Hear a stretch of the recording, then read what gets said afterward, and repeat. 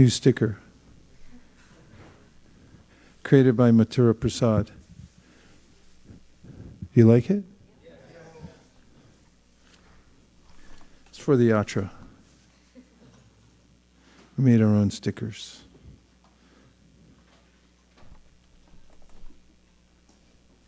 So good morning, everyone.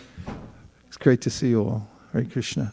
And this hearing of Srimad Bhagavatam is extremely important. It is the sound vibration that attracts one to the spiritual world. As we just heard from the 8th chapter of the Bhagavad Gita, there's a choice to be made. And Krishna describes the material world, mamupetya, punarjanma, dukhalayam ashashvatam.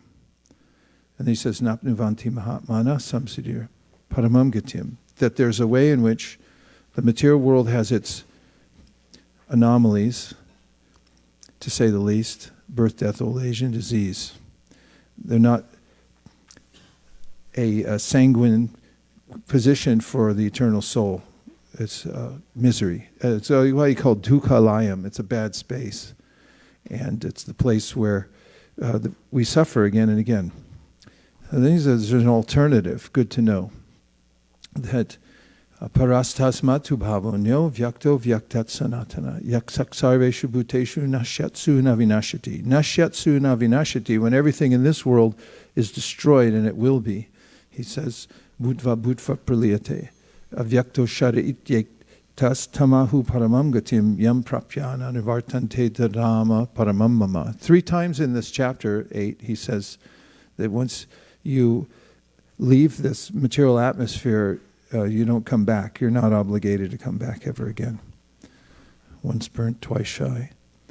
And then he describes the spiritual world as self-manifesting and self-luminous and eternal. It's more to our liking because it's the same as our nature. And so therefore one shouldn't be obstinate and try to stay in the material world just for the sake of being stubborn and saying, I was right the whole time. That's foolhardy. We should endeavor to transfer ourselves to the spiritual world. And one of the ways that that's done is by hearing the sound vibration from the spiritual world. Because sound is creative. When we were locked down, if you remember those days, remember in the old days? And we still had to work, because everyone has to work in this world. It's the law. We did it by talking through, mostly by Zoom. And people got together and they talked back and forth. And by that talking, ingredients came together. They're already there, but they are manifest by the talking. The idea that we need to build this or that, or we need to create a new system, and then it would come together by the sound vibration. And in the Srimad Bhagavatam, Narada Muni, one of the great proponents of the Bhagavatam, one of the great personalities of the Bhagavatam, who's teaching his guru, of all people, Srila Vyasadeva, who manifested the Bhagavatam by his agency, his potency. It says, Tadvag visargo janataga viplavo yasmin pratishlokam abadyavatyapi namanyanan tasya nishon kitani yet shinvanti gayanti grananti sahadava. That those who are eager to advance spiritually will discuss this, the Bhagavatam. They'll hear from it. And what is the characteristic? Well, it's from a different creation. Tadvag visargo janataga viplavo. It's not from the material world. It's a different energy. Comes from a different realm. And viplava means that it will create a shift in your life. It will transfer your attention from the material world to the spiritual world. After all, what carries us in life is the song we keep in our hearts. People try to ingest various songs and they can feel uplifting, or they can put one in a certain mood that one can try to relish. But the song of the Bhagavatam or the Bhagavad Gita is a different creation. It comes from a different place. And if you keep that song in your heart by hearing it again and again, then there's a way in which you'll naturally be transferred to the spiritual world. Because as we heard in the 8th chapter of the Bhagavad Gita just now, Arjuna asks, what is karma? And Krishna answers that it's the force of our own consciousness, which then creates varied forms for us in the material world. Yes, what is karma? He says, varied consciousness, material types of consciousness that then result in us getting different kinds of bodies and situations. And how does one change that? Just by hearing. It's a subtle process. And it's amazing because the human form is designed for it specifically. What are humans supposed to look like? Like all of you right now. This assembly where we're all sitting together and we're hearing is the pinnacle of human civilization, to hear Bhagavatam. And that's how the transformation takes place. There's no doubt about it. One can transform one's consciousness by hearing, and then one can transfer oneself from the material world to the spiritual world by the result of that hearing. So let's start by singing a song that Srila Prabhupada brought to us from Bhaktivinoda Thakur. Now this song is about the spiritual world also. Jaya Radha Madhava Kunja Bihari. They're names of Krishna that are related to his associates and his relationships with his mother, with his friends, with his lovers in the spiritual world. Om Namo Bhagavate Vasudevaya. Om Namo Bhagavate Vasudevaya. Om Namo Bhagavate Vasudevaya. Narayanam Namaskritya Naram Chaiva Narottamam Devim Sarasatim Vyasam Tato Jayam Udiraye. We'll read today from the Srimad Bhagavatam, 1st Canto, 2nd chapter, text number 9. Number 9. Don't say it again. Okay. Dharmasya hyapavargasya narto tayopakalpate nartasya dharmaikantasya. And the meaning is, all occupational engagements are certainly meant for ultimate liberation. They should never be performed for material gain. Furthermore, according to sages, one who is engaged in the ultimate occupational service should never use material gain to cultivate sense gratification. And Prabhupada writes as follows. We have already discussed that pure devotional service to the Lord is automatically followed by perfect knowledge and detachment from material existence. In which verse? Vasudeve Bhagavati Bhakti Yoga Prayojita Janiyat Yashivairagyam Jnanam Cha Yadahaitukam, which means that Gyan and Vairagya, Gyan means knowledge, specifically knowledge of the difference between matter and spirit. It's not well known in the material world. And then the detachment, Vairagya, means the ability to not be attached to matter, because that's not easy to do either, apparently. So there's a way in which, by doing bhakti directly, means chanting Hare Krishna or hearing Srimad Bhagavatam. There are 9 processes of bhakti. Then there's a concomitant effect, which is that you get knowledge and detachment from the world. They come free of charge, thrown in for free, just like the undercoat on a car. But there are others who consider that all kinds of different occupational engagements, including those of religion, are meant for material gain.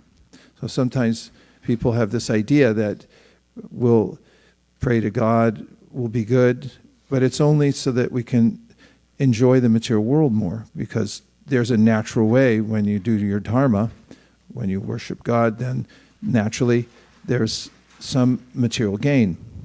Dharma, artha, kama, and moksha. So dharma means when you properly align yourself with God's laws, dharma, artha, then wealth comes, an abundance. It's something that Krishna discusses in the Bhagavad Gita in the 3rd chapter, Karma Yoga. When you do your duty properly, you align with the laws of the universe, then there's a natural abundance in the world. Kama means because you have artha, which means wealth, material facility, then the tendency is then to use it for sense gratification, trying to enjoy it more and more. And the ultimate result of that is that you get frustrated. It happens every time. Maybe not right away, but after a couple weeks. And then one wants liberation, which means moksha. It says like, okay, I've got sense gratification. I don't like it. It's making me feel worse, so I'm going to give up everything. So there's this cycle, and one goes through again and again. The general tendency of any ordinary man in any part of the world is to gain some material profit in exchange for religious or any other occupational service, right? Do you work for a boss? No, you don't. You don't work for a boss, because if your boss calls you on Monday and says, you can come in, I just won't pay you, you might not go in. Not might not, you won't go in, right? Say, see you later. So you don't really work for the boss, you work for the exchange of wealth that you get through the boss. Even in the Vedic literatures, for all sorts of religious performances, an allurement of material gain is offered, and most people are attracted by such allurements or blessings of religiosity. Why are so-called men of religion allured by material gain? Because material gain can enable one to fulfill one's desires, which in turn satisfy sense gratification. This cycle of occupational engagements includes so-called religiosity, so-called because the standard of the Bhagavatam is mentioned in the 2nd verse, Dharma projita kaitavotra paramo nirmatsaranam satam. First of all, it says, this is for non-envious people. If you're envious, you need not apply here. You can anyway, though, it's okay. Akama sarva kamava. So there's a way in which it says, this Bhagavatam, it rejects any material concept related to religion. We don't want anything in return. We're doing service for service, and the ultimate standard is that we're doing service out of love for God, for Krishna. And there's nothing we want in return. We're not doing it so we get something. There are other scriptures in the Vedas that say, you do this, you get that. And everyone's like, yeah, let's do it. But that leads to this endless cycle. You get sense gratification, and then you become tired of it, you want liberation, then eventually you come back to the world and perform your dharma, artha, kama, moksha. So Bhagavatam says, enough already. We're done with all this. We want the real thing, which is the real dharma, is Sanatan Dharma, which means service to God with no motivation and no interruption. Right? We heard about that already. Savai pumsam, yato bhaktir, ahaituki, yayatma, which means that the sages have come to this conclusion at Naimisharanya, or they're being given the conclusion by Sutta Goswami himself, whom they asked the question in the 1st chapter, what's the best thing that we can do? What's the best thing we can do for human society and that people can do for themselves? And they come up with this answer. It's really succinct. Savai pumsam paro dharmo. That pumsam means all the people of the world. Paro dharmo, para means the supreme, the highest thing they can do of dharma. What's the best dharma they can do? Yato bhaktir adhoksajai. It means loving service to God. And what are the characteristics of that? Ahaituki apratiyata. Ahaituki comes from hetu, means cause. It's nothing causing me to do it. It's just what I do. That's my thing. I worship God. Haituki means I don't want anything in return. Apratiyata means and I don't just do it on Sunday. I do it all the time, at every moment, constantly. I'm fully absorbed in it, 24/7, which 24/7, it comes from the Vedas. So Haitukiya pratiyata yayatma suprasidati. Suprasidati means prasad. Prasad means grace. And so how do you get grace? Just serve with love. And naturally everything flows.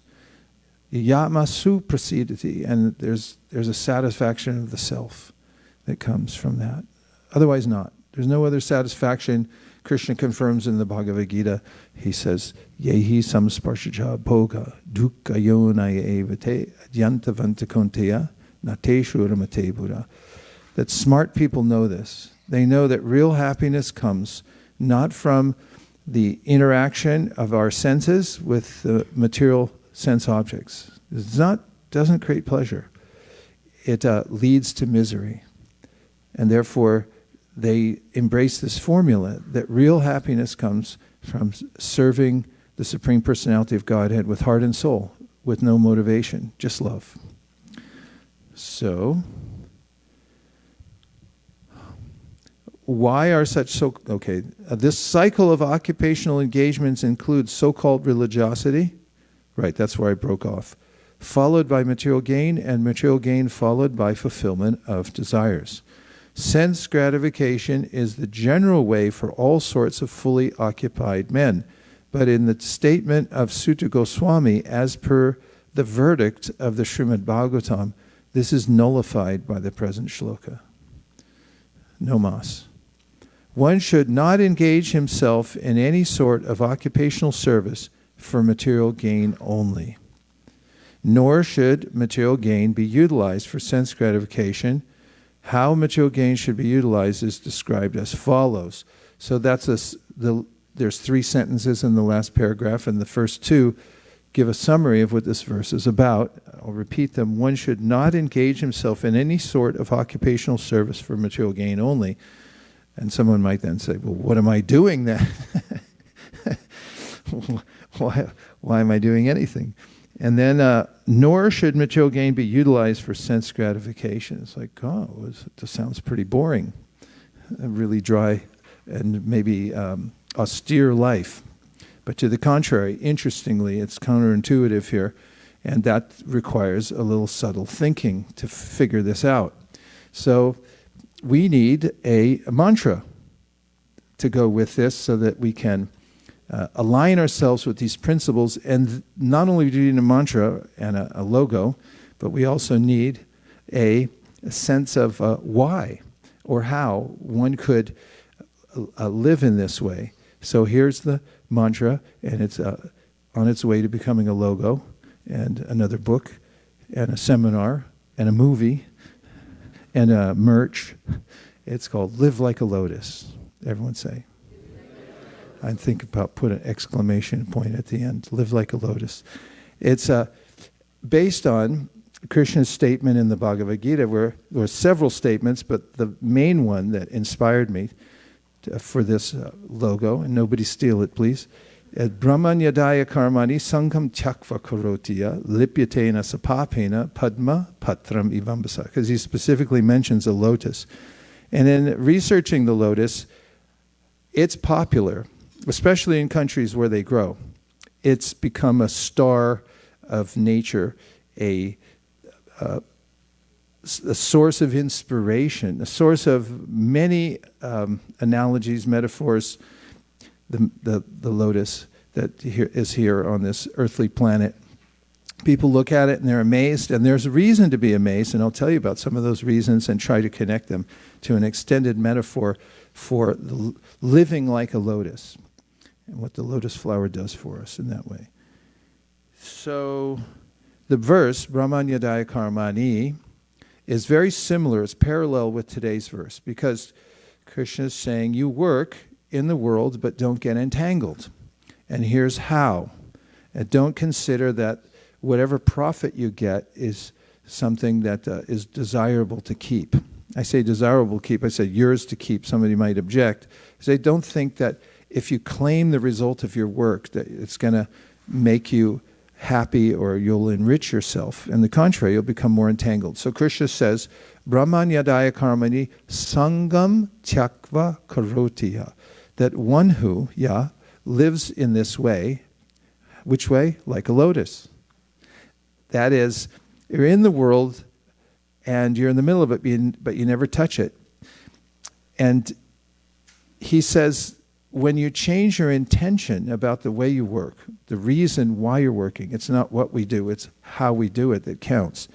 And he says, if you're dedicating your work to the Supreme, because you're part of the Supreme, just like the finger's part of my hand, and if I say, come here, finger, and it doesn't come, it's in a diseased condition. And in a similar way, a soul is part of Krishna, and if you say, come here, soul, and soul says, no, then he's in a diseased condition also.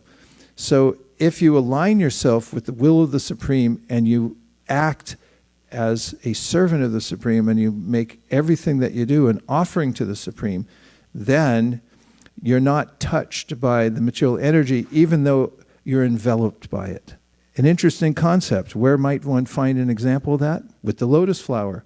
Because the lotus flower has a feature, which I'm now going to mention to you. It's called super hydrophobic. In fact, a lot of products nowadays mimic nature, and when scientists, probably some of them here at ISV, who studied physics at Stanford, are looking at these things carefully and figuring out how to emulate the surface of a lotus flower, which is impervious to water. Impervious means water can't go through something. And so a lotus is built like that. And therefore, it's hydrophobic. In fact, it's called super hydrophobic. And we also are in an environment where we could be permeated. In other words, the aspects of this material world, specifically three, goodness, passion, and ignorance, can enter into us, and we can become influenced by those and lose our standing as a spiritual soul and become material entities, and in which case we'll suffer, as we've just mentioned a few minutes ago. So we have to be super myophobic. I'll prove that in a minute. And in the meantime, on the positive side, the person, brahmanyadaya karamani, the person's idea is whatever work I'm doing, I'm offering it. It's a sacred dance I'm doing, offering it all to the Supreme Personality of Godhead, whatever I get. So we'll go into that. And I'm going to mention three aspects.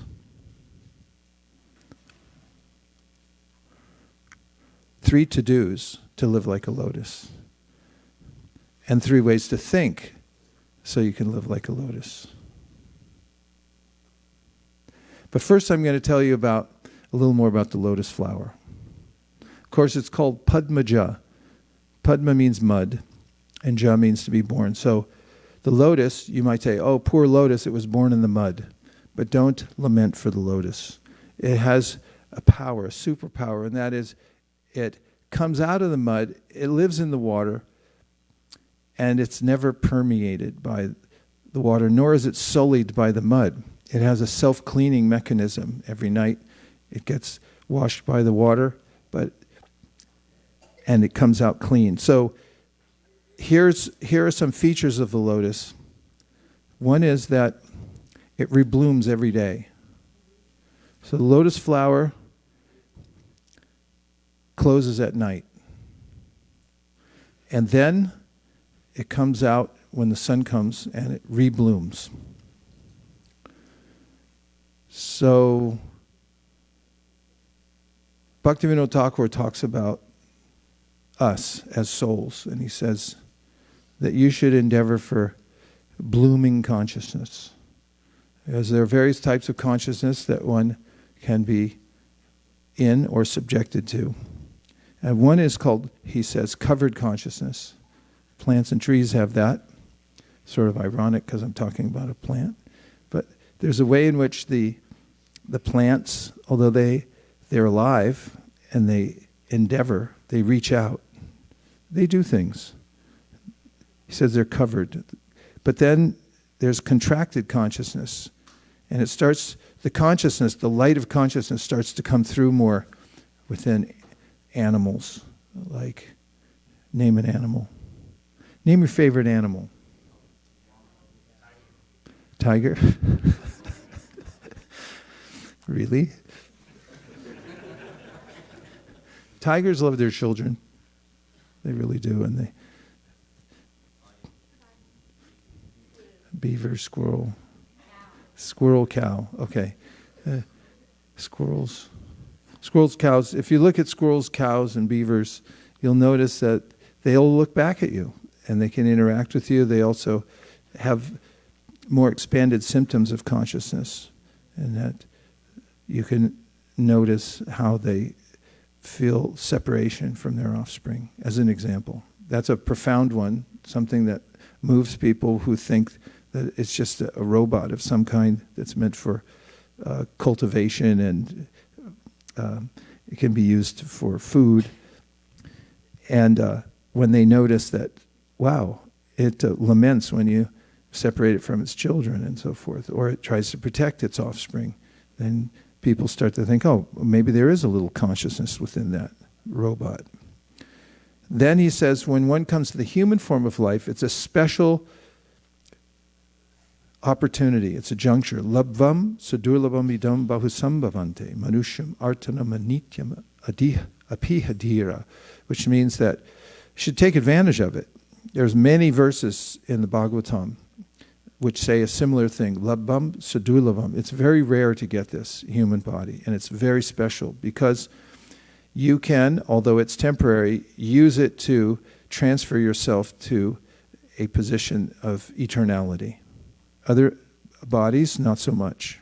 You're pushed by the modes of nature to act in a certain way. Human beings can rise above their nature enough to cultivate spiritual knowledge and spiritual consciousness. So he calls that human beings budding consciousness, because a bud, which interestingly now here in California, in the middle of January, the buds are already coming out. That's why you pay the big bucks to live here, right? And then he says, then a human being who has a sadhana, a spiritual sadhana, genuinely spiritual practice, this is called blossoming consciousness. You can take the potentiality of the human body and you can blossom. And then there's fully blooming consciousness, he says. Humans who have developed prema, or pure love for God. So there's various stages of consciousness. So one of the lessons from the Lotus is it opens fully every day. It's ready for everything. And there's this way in which the sages and the Shastras teach us that we should also expand ourselves and bloom every day. Try to be open for every opportunity. I'll go more into that in a second. Then, the lotus, there's some more interesting facts about a lotus. Do you know that they can live for hundreds of years? Isn't that interesting? That they have a way of self-regulating their temperature, just like mammals. And because of that, there's a way that it can live much longer. And another feature of the lotus is that it has unparalleled beauty in the eyes of many. And that is something that's very important. Human beings need aesthetics. They need to behold beauty in order to be satisfied. Just try sitting in an airplane for 10 hours. There's a natural urge that you want to break out. You want to see the sun. People gravitate towards sunrise, sunset, beautiful scenes, because it's inherent in our nature that we want to drink beauty, and we have to. If we don't, we'll wither. Okay, so there's a few features of the lotus flower. It is super hydrophobic. It's impervious to its watery environment. It reblooms every day. It lives long by self-regulating its own temperature, and it has unparalleled beauty. Just 4 features we'll pick for today. And now we'll talk about how we can apply that and live like a lotus ourselves. So one principle is called yajna, or sacrifice. There's a way in which Krishna speaks in the Bhagavad Gita that we can be satisfied only when we make sacrifice. As I mentioned earlier, sacrifice comes from the word sacred. It means to give what you have for a higher purpose, to a superior person for a higher purpose. This is sacrifice. You give something up. And there's a way in which we have to give up everything anyway, and therefore, when we deliberately give it up to Krishna, we greatly benefit because it's properly placed, which brings us to the next aspect of the way to do things to live like a lotus. First is to sacrifice. Second is called nyasa. Nyasa means to put things in their proper perspective, in their proper place. A place for everything and everything in its place. The word sannyasa, for instance, sannyasa. You've heard that, right? Like a sannyasi, you'd expect to see a kind of a mendicant walking around with a big stick and orange cloth and so forth. The real meaning is, the internal meaning, sannyas, means somebody knows where to put everything. How to utilize everything. Where does it go? For instance, when you put on tilak, which is a really good idea, put on tilak, especially when you come to the temple. You put on tilak in the various places. This is called a nyasa, because you know where to put them. Om Keshavaya Namo, Om Narayanaaya Namo, Madhavaya Govindaya Namo, Vishnavaya Namaha.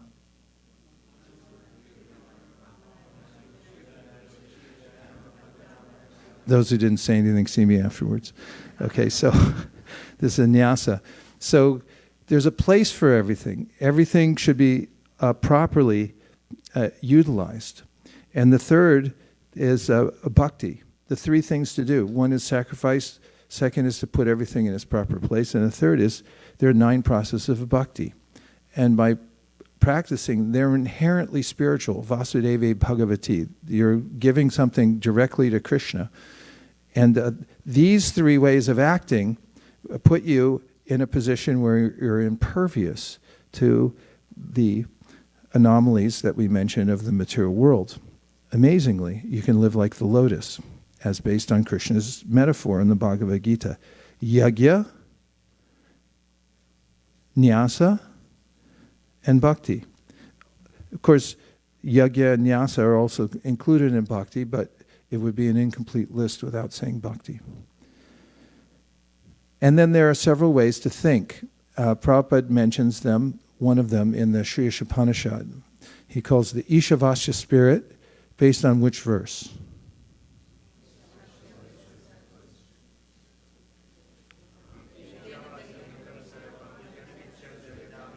Yeah. Yes, it's an important verse. It's, in fact, I was just talking to one of my godbrothers who worked with Srila Prabhupada in Los Angeles and was a very big figure in a publication, and he took a lot of instruction from Prabhupada directly. And one of the things that he told me the other evening when I talked to him was that Prabhupada really liked the Sri Upanishad as a mass distribution book. He said all the basics are in there. It's nice to know, right? So one of them is Ishavasamidam sarvam yat kincha jagatyam jagat tena tyaktena bunjida magradha kasasudaram. Such a complete verse. It means that everything in the universe is controlled and owned by the Lord. One should therefore accept only those things necessary for oneself, which are set aside as one's quota, and one should not accept other things, knowing well to whom they belong. At first, this might be a little startling, as someone might think, oh, I thought this was all my stuff. Besides that, I pay my taxes, and I want to control more. This is the human spirit because we're a little sample of Krishna. Krishna's the supreme Ishvara. He controls everything. So I'm a little sample of that.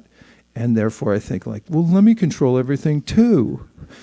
But no, little jiva, settle down, because you have a different dharma in life. And that is to offer everything to Krishna in yajna, and to put everything in its place, and to perform devotional service.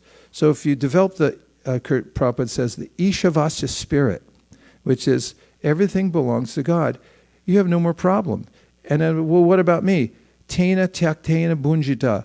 Don't worry, there's an arrangement for you. And if you don't believe it, go out in nature and just observe. Because all the animals in their natural environments, without humans mucking it up for them, have everything they need. They get it naturally. A baby, when it's born, the breast is right there, and the breast is full of milk as soon as the baby is born. Every animal knows how to go for its own food.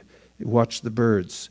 It's built in, like a woodpecker. A woodpecker has a tongue that wraps around its brain, so it holds the brain in place, and when it pecks on a hard surface like a telephone pole, which they do in my neighborhood, because there's bugs in there, it doesn't give them, what's that thing that the National Football League gets? CTE? It's called CTE, right? They get too many concussions because human beings weren't meant to smash their heads over and over again, as it turns out. They were meant to sit in Bhagavatam class and hear peacefully, have a little prasad. But woodpeckers, they eat bugs who live in trees. So their tongue actually wraps around their brain and it holds it in place so that it doesn't get smashed every time they smash their little head against the telephone pole over and over again, thousands of times per second. So that you'll find everywhere. Every living being has its own natural quota, has its own quota, which is set aside. Tena tyaktena, the Lord set it aside for them and said, here you go. Little critter, this is for you. You have the whole thing, enjoy yourself. Bunjita, that's for your enjoyment. You can do that. But don't try to take more, don't encroach. And if you live like that, Ishavasya spirit, then you'll live like a lotus. And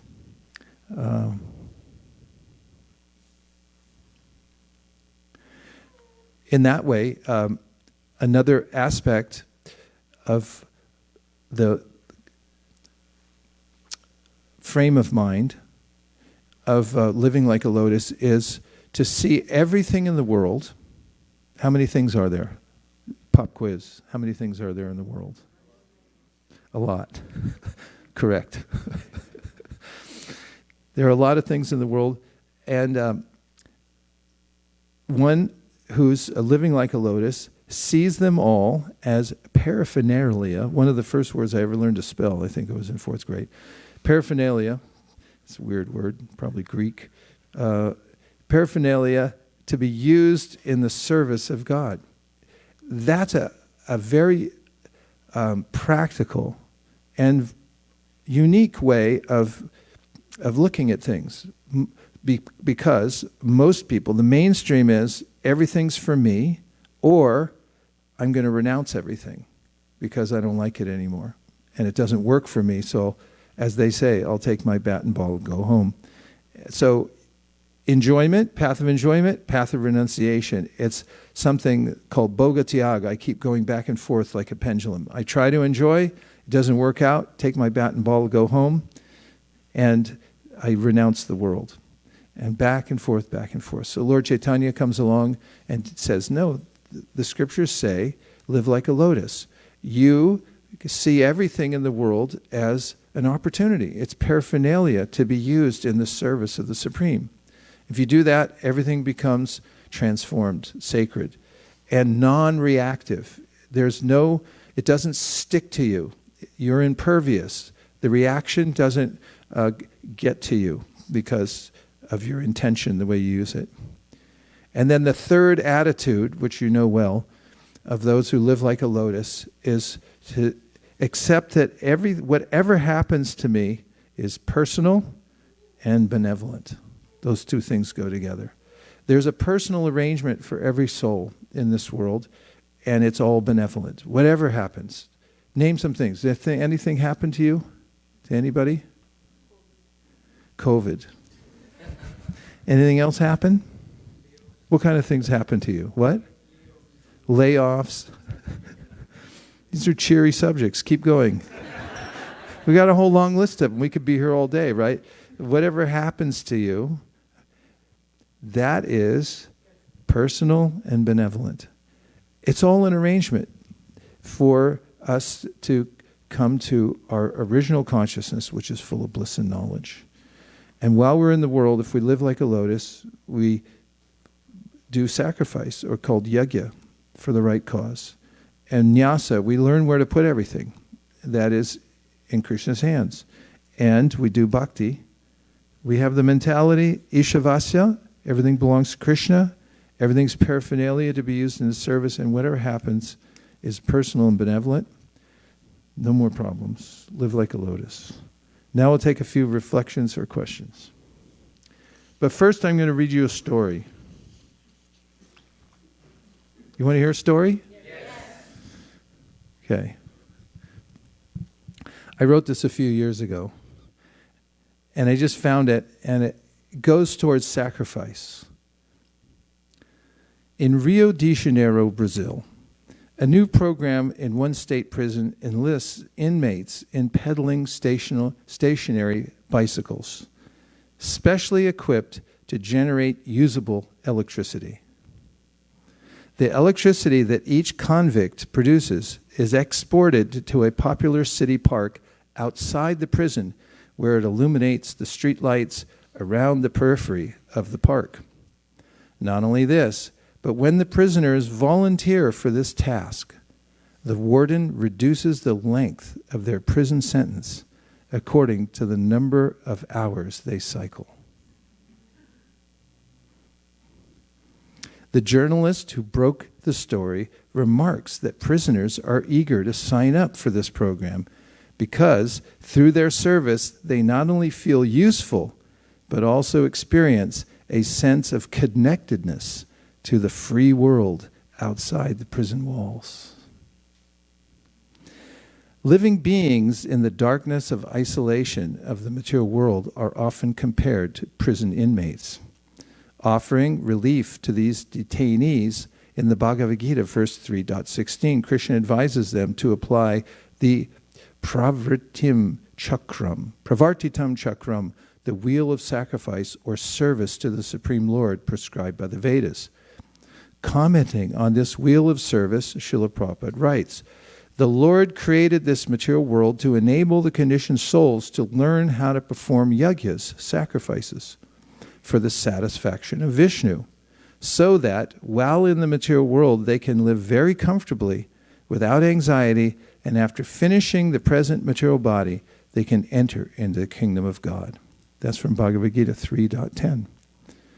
As the prison cyclists of Rio reduce their sentence and feel relief by performing some small daily service, one who applies him or herself to the cycle of divine sacrifice recommended in the Gita feels satisfaction by being at once linked to Krishna in the spiritual world, even while living under the prison-like restrictions of this dark material world. Moreover, Scripture says that Krishna destroys the karma of those who engage in spiritual service and cuts the length of their stay in the material world. Karmani nirdahati kintucha bhakti bhajan. The bhakti yogi joyfully joins this cycle of divine service cycle each day by carefully chanting the Hare Krishna mantra, hearing Srimad Bhagavatam, and offering their food to Krishna before eating it. What to speak of engaging in divine service. Om Tat Sat. Ring.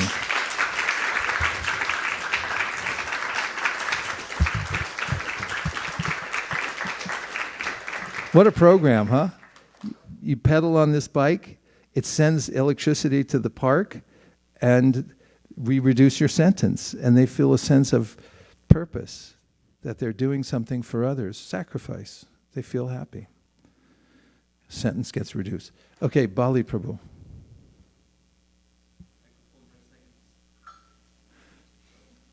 Not only do you have to receive in 7 seconds, but you also have to know how to turn it on. Because I've been calculating lately, and the amount of time it takes in between when somebody receives a microphone and when they turn it on. And I think that we could extend our life by maybe, an hour every year if we know how to turn on a mic. Okay, go ahead. Hare Krishna. First, welcome Nirukla Mataji and Vaiśeṣika Prabhu. Give a big round of applause.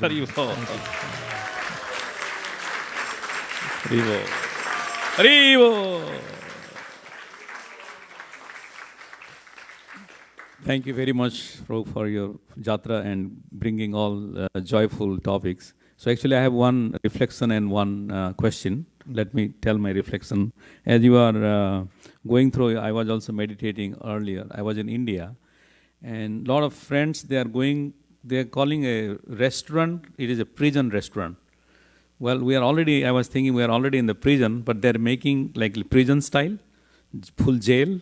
And you go like, and the menu is also whatever is offered in the jail. I said, why are they? I said, we are already in the jail, and then they wanted to test the food like jail. But anyway, I was discussing and how people are going to the bottom of the things. So nevertheless, that's the material world. The question is the 3 sentences in the purport, Prabhupada, that is so profound. And in India also there are some temples, people are discussing about how the devotees and the congregation member can donate to the temple. They are saying, Prabhupada said 50% is, now they are saying at least 10% is donations. But here we are saying that one should not even think of material gain. So it's like 100% what Prabhupada is saying. So how do we really, we can continue throughout our life, we can read those things. But in action, we are not even coming to 10%. People are not giving even their profit to temples or to, spiritual organizations. It is not about ISKCON. There are many spiritual organizations are having the similar problems about placing donations or giving this one. For example, in Germany, people, those who are earlier days, in 10 years ago, by default, 7.5% tax was taken by the government for the church, so that people then registered. Now I don't know what is the system, but they are saying, why they have to give? I don't go to the church, I don't give. So how do we in ISKCON or the spiritual organization like us, we motivate our congregation members so that they really not only hear this one, they contribute to this movement so that we sustain, for long term. Can you give some more examples? Well, one example is book distribution. It's a highly authorized means of interacting with society in a very straightforward, civilized way. Take the time to write a book without mistakes in it and straightforward philosophy that can help somebody, and then distribute it to other people for their benefit. Humans get books. Means they understand them. When they see a book, they feel at home. And if you notice that when people have a backdrop in their home, they mostly try to put it in front of the bookcase, because then it makes them look sophisticated and smart. And you can judge a person by their library and so forth. So we do that. We're mission-driven here at ISV.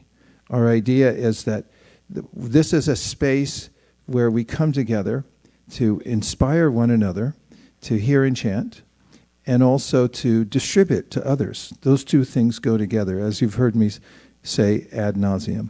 So when we have a clear cause and we have experience and we're convinced, therefore, that it's the most worthy cause, then we feel compelled to give resources, or we give our energy. We take time to do it because we're convinced it's a good idea. And also the little chit we're given, chit means a little piece of paper, that we're given to in exchange for our work, which kind of represents our used energy already, which is we call money. Little token we carry around, it's like, And that, unless we have an idea of what to do with it, the concept of nyasa, money becomes a great source of anxiety. You don't know where to put it. If you put it in the wrong place, inflation eats it up, right? If you put it in the wrong place, somebody else takes it from you. And somebody will take it from you anyway, or you'll be separated from it one way or another. And just on extreme cases, when people get a lot of money, they get windfalls and they're not sure what to do with money. Like it happens in the cases of athletes. They were never trained how to handle money, and then they get millions of dollars for a fight or something like that. And then people win the lottery. It's a well-known fact and studied carefully that people who get a lot of money without knowing why they deserve it or what to do with it, they become crushed by it. Their lives become ruined. It's an energy.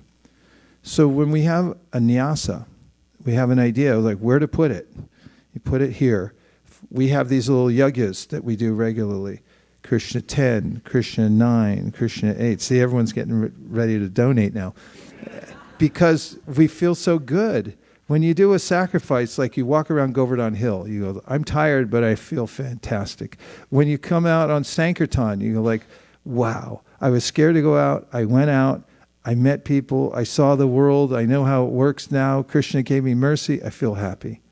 And when we give donations, as an example, everyone says, oh, okay, I'll give 5,000. I'll give 15,000. And then suddenly there's this sense of well-being that comes as a natural result of doing yajna. So when we have a clear idea of what our purpose is in any community, and you're giving specifically in an ISKCON community, the idea is, hey, give your resources, don't just sit on them. And in those places where it's very clear, like this goes here, and it does good for the world, and we give them, number one, we feel good. Number two, we don't have a sense that we're lacking anything.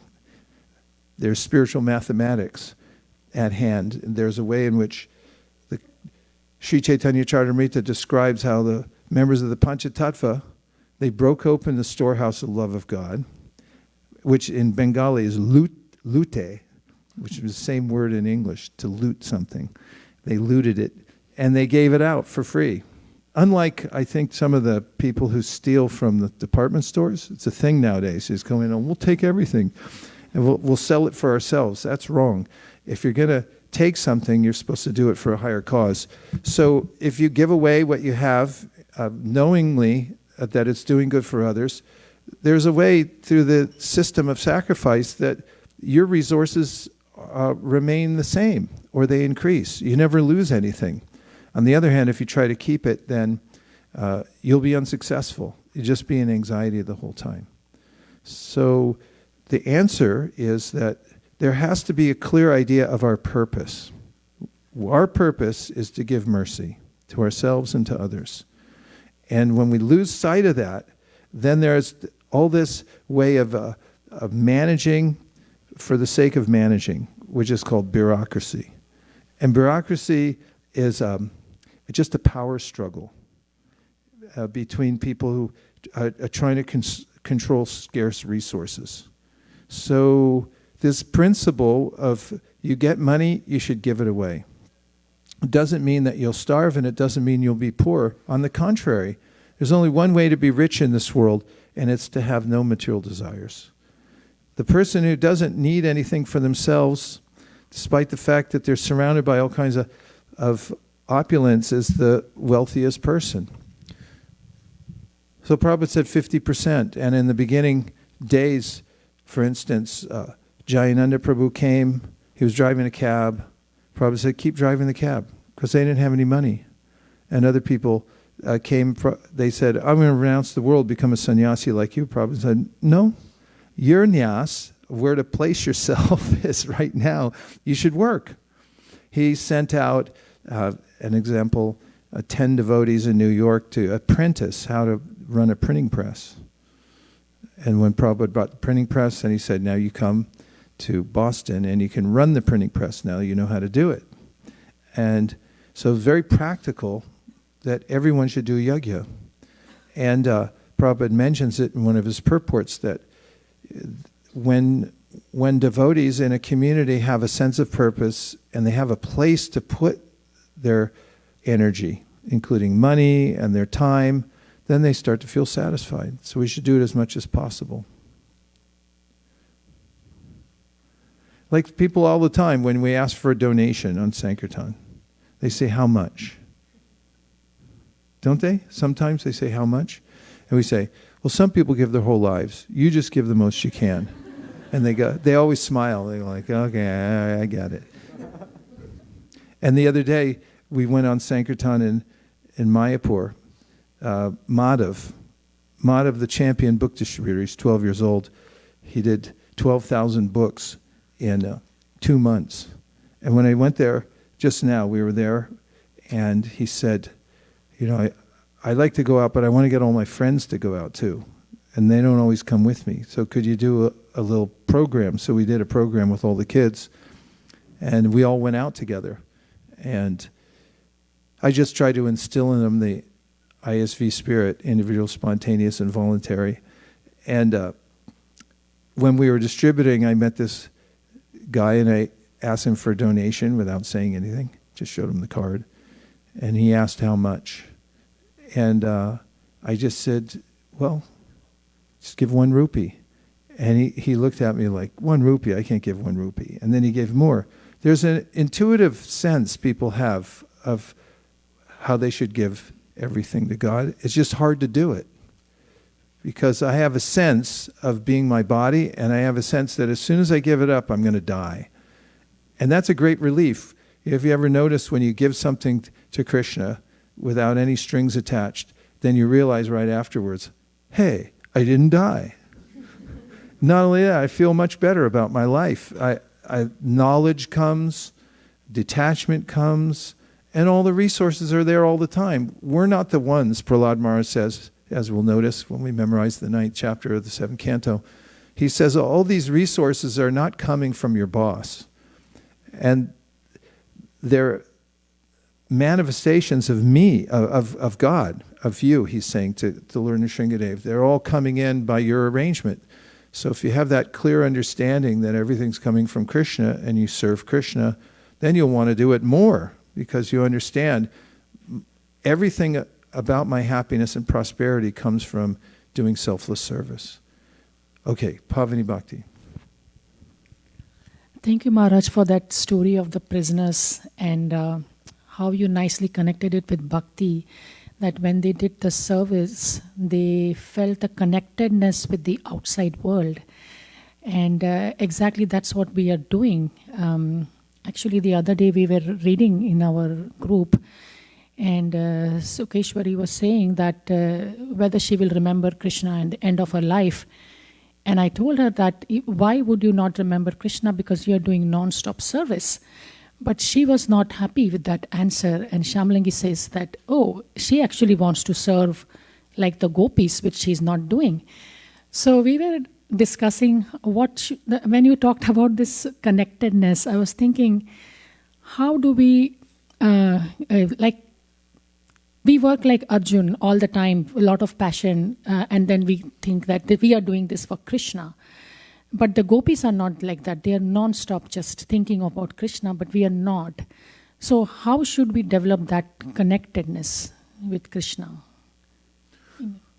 That's something that Krishna answers also in the 8th chapter of the Bhagavad Gita.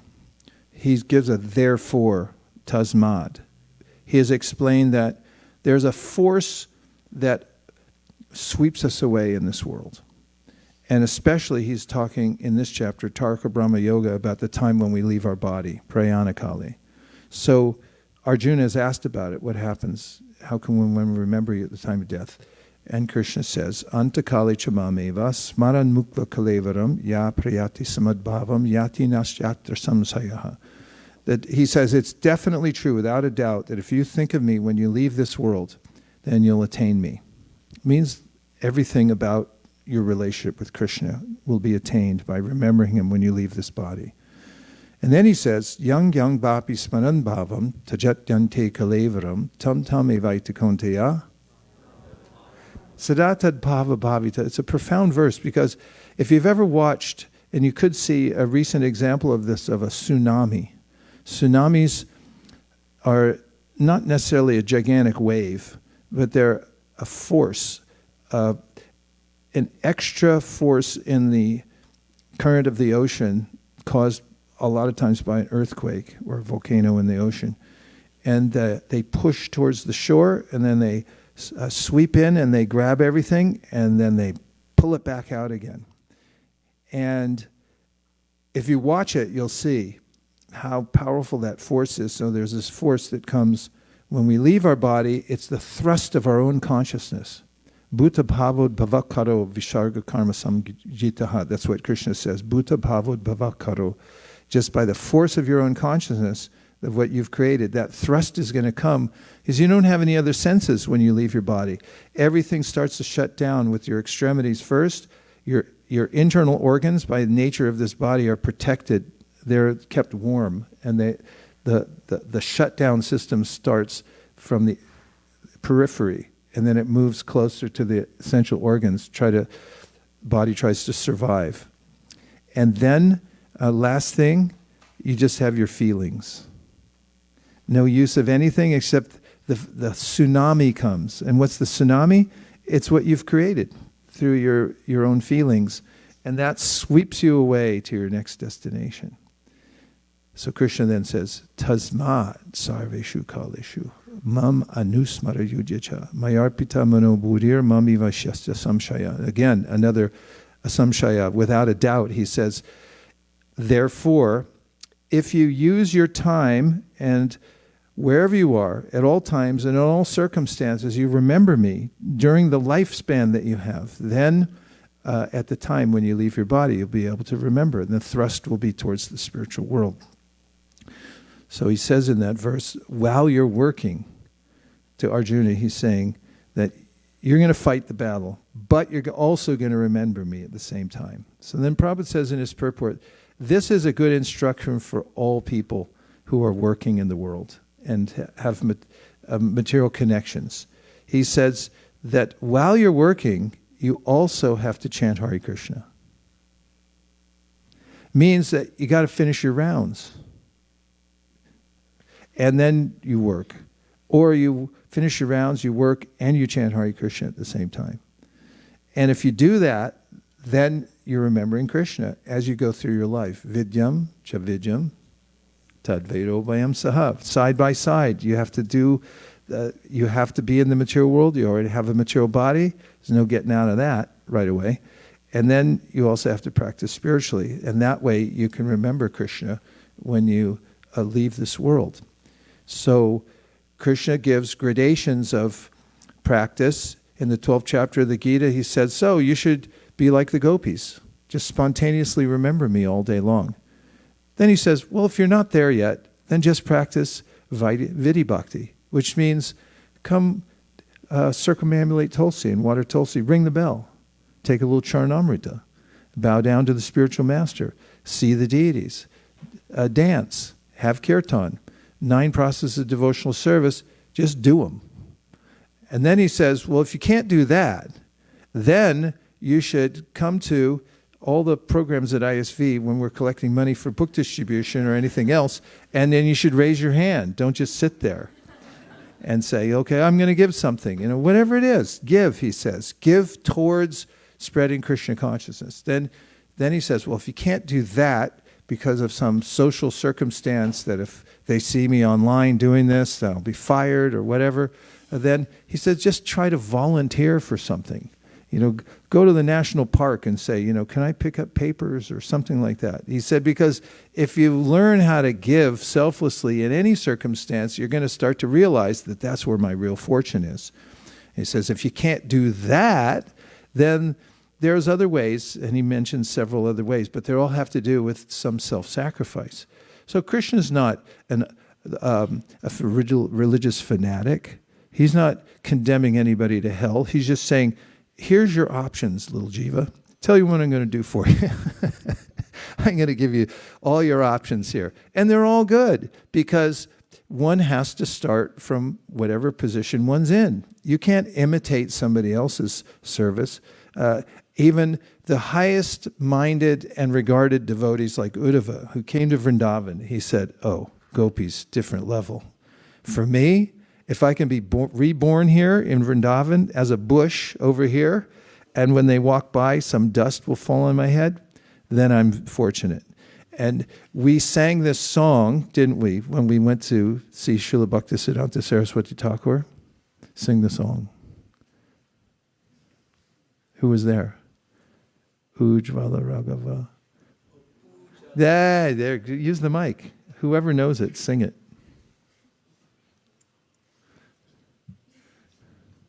This is for 1600.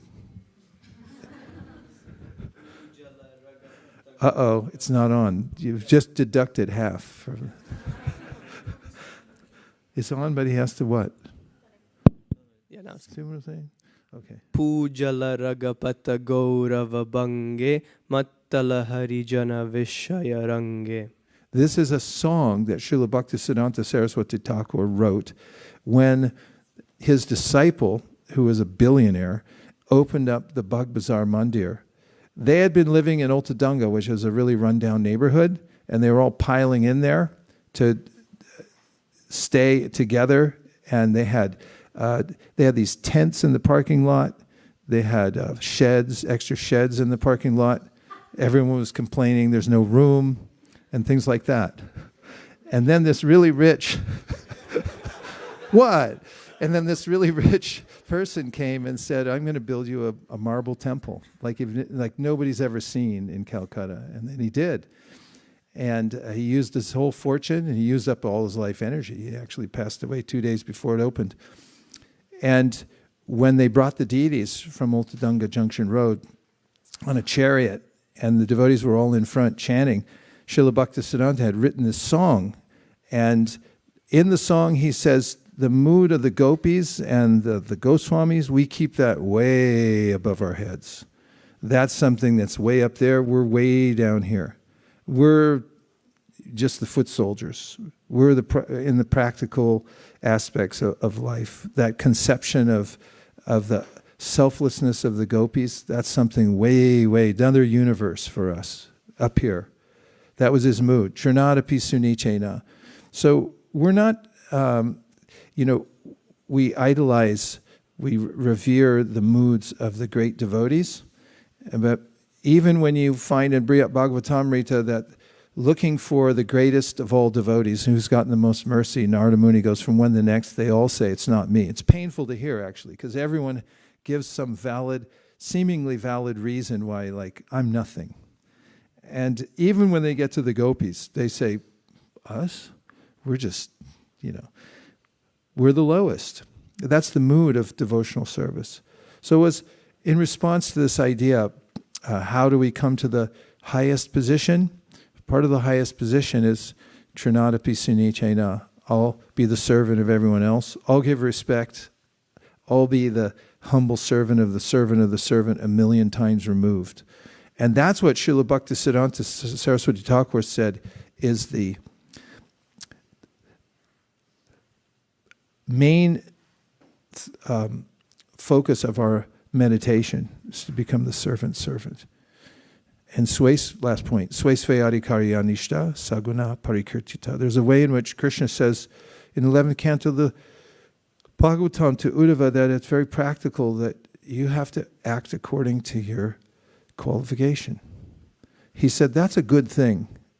If you're just sincere and honest, like Prabhupada writes in the Bhagavad Gita, a sweeper in the street who's sincere and doing devotional service, offering the sweeping work to Krishna, is better than the charlatan, means an imitator, a show bottle. You know what a show bottle is? In a medicine shop, they have this big bottle full of water with a little dye in it, so it's pink. And you're like, woo, medicine. And so somebody else, like, oh, I'm a big devotee, I'm a gopi, whatever. But meanwhile, they have a cheating mentality. Better to be a simple sweeper in the street. didn't really answer your question, but I talked a lot. Anyway, okay. Your thing said something different. Oh, okay. Thanks. No, I'm sorry. Divya. Bhakti Divya, please go ahead. Live from Atlanta. Hare Krishna Maharaj. Hare Krishna. You mentioned how we should use everything in Krishna's service. And suppose we have wealth and we have to help a relative, maybe mentally sick, or maybe they are going through some distress, and that relative is not a devotee and maybe even sinful. So are we going to be implicated in that situation? Probably. And how do we use... One thing is, I'll tell you, one thing is, there's always some relative that's going to take your money. That's why you should follow the doctrine of preemptive giving. You give it away before someone comes and takes it from you. And it's the law of family life. As soon as you get money, like when people get a windfall, everyone starts calling them like, hey, remember me? And with relatives too, if you're the one with money in your family, say you got 2 brothers, 3 sisters, relatives all over the place, but then they know you have money. So then as soon as somebody gets sick, it's like, oh, your nephew, Dilip, he really needs... You're going to have to pay for him. And what are you going to do? It's like, say no? So we do the process like, yeah, I would, but I just gave it away to the Hare Krishnas. I don't have anything anymore. I just donated. Not to be cheap. We can help people out. Obviously, if you have the resources, you can help somebody. If you have a relative who needs it, be a nice person, can donate here and there. Of course, in the Bhagavad Gita, Krishna says there are 3 types of charity, one in the mode of ignorance. You see somebody obviously wants something for intoxication. It's like, oh, help the guy out. Well, how are you helping to give him more resources for intoxication and so forth? And there is a sense of that in the Bhagavad Gita, that you become more entangled if you don't give charity properly. But the point is, you have to give it as soon as possible. Otherwise, it's going to be taken. And the relatives will come calling. And they're going to say, you're the only one in the family, you should give. And then it's gone. So better to give it away before it's taken away. Is that all right? Yes, Hare Krishna. But also, if you don't give, for example, somebody who really, like one of your relatives, they need it, and if you give it away before helping them, won't we also be implicated that we did not help a relative? No, in that case you wouldn't be implicated, because when you give to Krishna, there's no reaction. And just because you have a lifestyle where you allocate everything to Krishna, and that's not a resource that you have available anymore. And again, I'm not saying to neglect everybody. I'm just saying to use the principle that we talked about of nyas, of nowhere to put things. Just know that unless you give it to Krishna, it's going to be taken by somebody else. And it may not have this same good benefit as giving to Krishna. And when you give to Krishna, then everyone becomes benefited. This is the idea of yajna. Yajna means you can go around and try to water the leaves on the trees and not be very successful in nourishing them, or you can give it to the root. And if you give it to the root, then everyone else becomes naturally satisfied. But definitely, give a little something to your relatives.